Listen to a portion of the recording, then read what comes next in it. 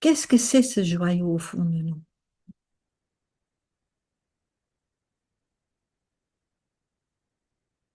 Les Écritures vont parler de c'est qui nous sommes vraiment. Qui nous sommes vraiment. Notre pure essence. L'expérience de cette essence de qui nous sommes vraiment, c'est le bonheur. Ce n'est pas que l'expérience du soi, de notre vraie essence, pour dire un autre mot, le soi, va nous amener le bonheur. C'est le bonheur. L'expérience du soi est le bonheur. C'est immédiat, c'est. Il n'y a pas de différence entre notre vraie nature et le bonheur. Il est déjà là, acquis, présent. Et cette nature, cette vraie essence, c'est pas juste mon essence. C'est pas l'essence de l'autre. C'est l'essence de tout ce qui existe. C'est l'essence de qui est. Ce qui est, ce qui existe, ce qui est. Les mots sont difficiles encore à le pointer. Ce qui est, ce qui nous sommes tous, pas plus un ou qu'un autre, pas plus un être spirituel ou un autre. C'est la même essence qui traverse le monde entier. Les animaux, les plantes, tout ce qui existe. Et ce même essence. Nous sommes en effet un. Nous sommes, nous sommes les mêmes. Nous sommes. Et toucher à cet espace ou à cet état, nommons-le comme nous voulons, hein, ça nous remplit de bonheur. C'est une joie profonde. C'est une extase tranquille.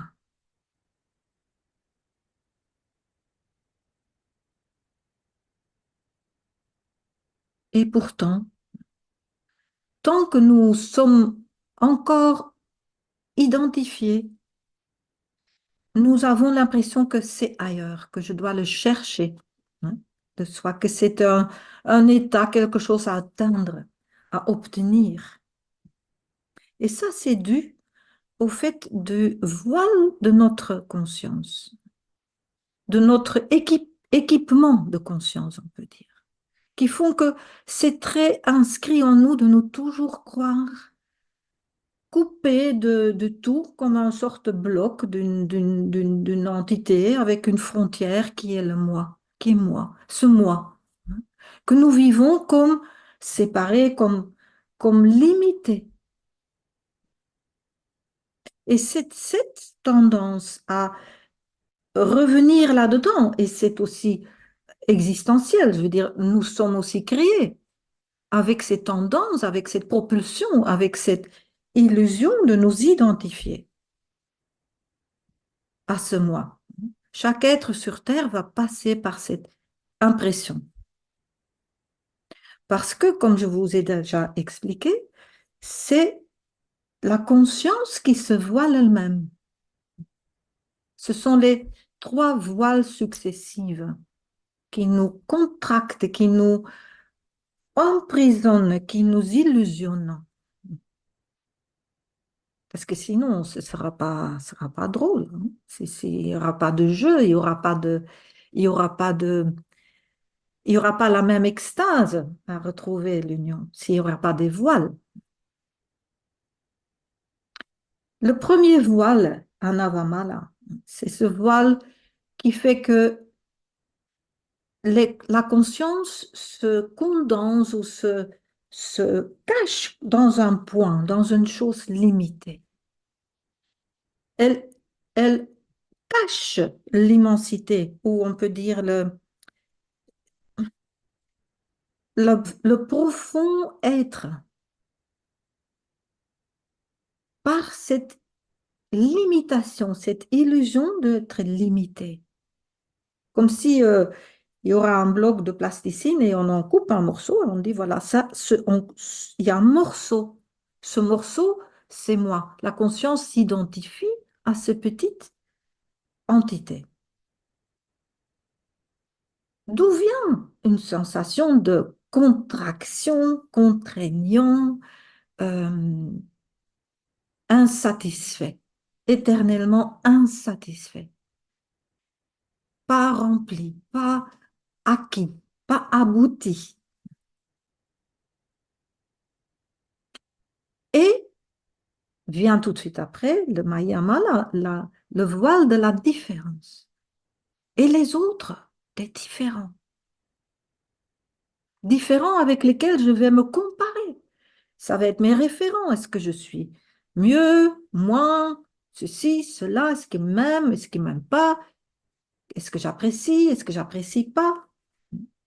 Ça fait toute notre contenu de notre logiciel, hein. C'est avec ça on va nourrir l'histoire de notre entité, de notre identité. Et là, tout de suite, et le troisième voile, je dois faire quelque chose avec ça. Ça tient à moi. Je dois absolument évoluer, changer. D'où vient cette quête? Il faut toujours guérir, enquérir, conquérir, contrôler, manipuler, obtenir, changer, améliorer. Non? Et cette tension est justement ce qui nous coupe du bien-être, de cet état fondamental. Ce qui fait qu'on est aussi euh, souvent en lutte avec nous-mêmes. Nous voulons quelque chose, c'est rarement ce qui est. C'est un état meilleur. S'il y a une émotion, on va dire, on va penser que c'est pas bon, hein. Même vouloir être un être spirituel, hein, peut être une aliénation. Je veux être et j'ai un idéal je dois correspondre, hein. Je ne dois pas avoir certaines émotions ou certains états. Je voudrais être autre que je suis. Et ça crée un conflit intérieur, une tension intérieure qui nous empêche justement de goûter la paix. Il n'y a pas de paix, il y a une certaine lutte constante qui contrôle, qui est vigilante, qui est jamais tranquille, un juge intérieur.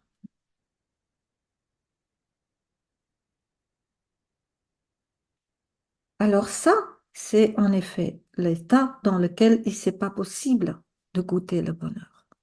Tant que nous sommes dans cette contraction limitée, identifiée, il y a toujours une certaine restlessness, agitation, une certaine angoisse diffuse. Alors les chemins de retour, comment on refait chaque fois ce chemin? C'est arrêter de essayer de résister, d'être autre ce que je suis, de revenir à ce qui est, même si c'est une émotion difficile. C'est souvent ça qu'on est en train de résister. Les états différents qui nous traversent, moment après moment.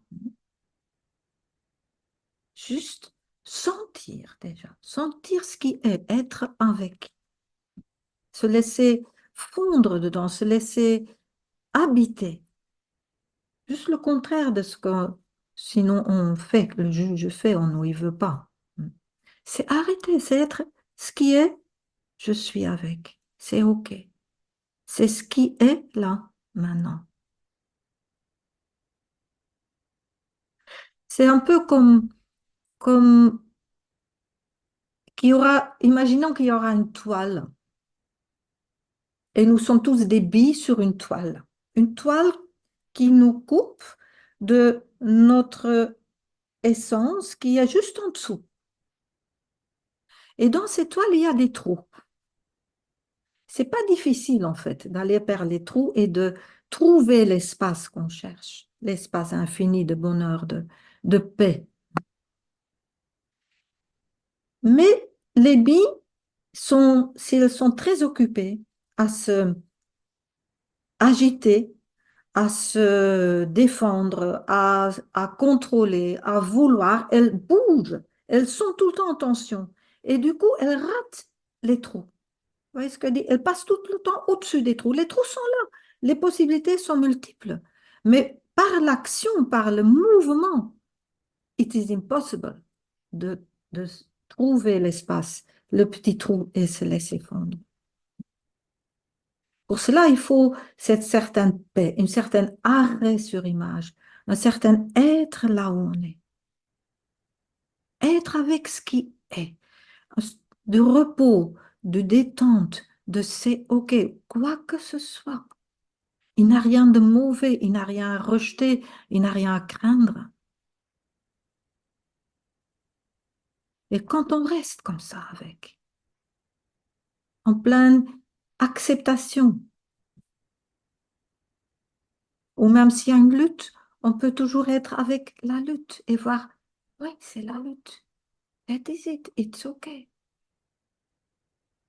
Être avec ce moment-là, tôt ou tard, on passe à travers le trou. On tombe, on trouve l'espace, l'espace originel.